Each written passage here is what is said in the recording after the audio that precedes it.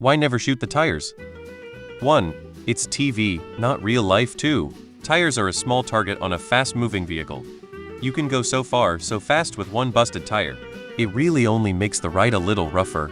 Source: when I was 16, I blew a tire without realizing it and drove about 20 minutes until I got stopped in traffic, and the man next to me signaled me to roll down the window, yelled, "You lost a tire." So I pulled off at the next exit, called my dad.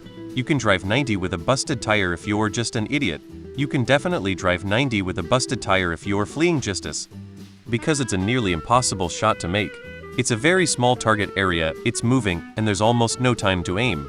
From the front or back of the car, it's only a very small target if the shooter is prone or kneeling. If the shooter is standing, or in another car, you don't have a line of sight on the tires at all, unless the target car is a lifted pickup or a semi. Maybe they just want to make the chase scene more dramatic and intense. Or maybe shooting out the tires would be too easy of a solution for the plot. Shooting at a moving car is hard, or even a stationary car. If you are hopped up on adrenaline, there's a large chance of killing an occupant or a bystander. Like everyone else is saying, it's really hard to get a good shot with a handgun at a small moving target in a high-stress situation. Also, ricochets. Shooting at a low angle at the road is likely to bounce the bullets anywhere. Are you sure there's nothing downrange in a wide angle that you don't want shot? Because then chase scenes wouldn't exist, and chase scenes are awesome. Just because one or more tires are flat doesn't mean they can't still drive the car. Plot-wise, it's the same reason they don't just ask the Eagles to fly the cars away to drop them into a volcano. And no, I'm not talking about the band. Do you think the cops do this in real life, lol? For 1, it's a very hard shot. For 2, if you miss where that bullet going, maybe a bystander? Most importantly, a flat tire doesn't immediately cause a car to stop. It causes it to become harder to control. You don't want a speeding criminal's vehicle to be harder to control. Bullets bounce, not smart to start bouncing bullets off pavement for them to go wherever, into whatever. Assume you hit one shot in 3. What did the other 2 bullets hit?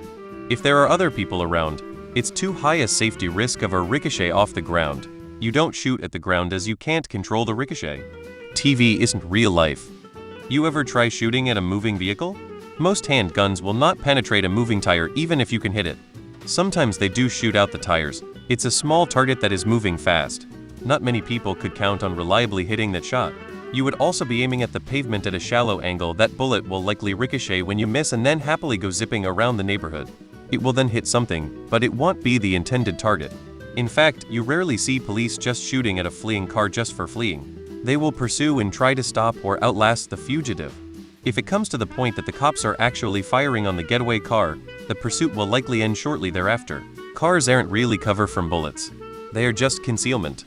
Most rounds will have no problem passing through the car and into the driver and occupants, and they are a lot bigger than tires. Any bullet entering the engine compartment will likely damage something that will either stop the car or greatly reduce how much longer it can run. There's a better way of doing it. HTTPS. Do you know how difficult and time-consuming that would actually be? Oh Lord, how do you enjoy movies at all if you want realism? There could be fascinating realistic ones, but that's not what people want.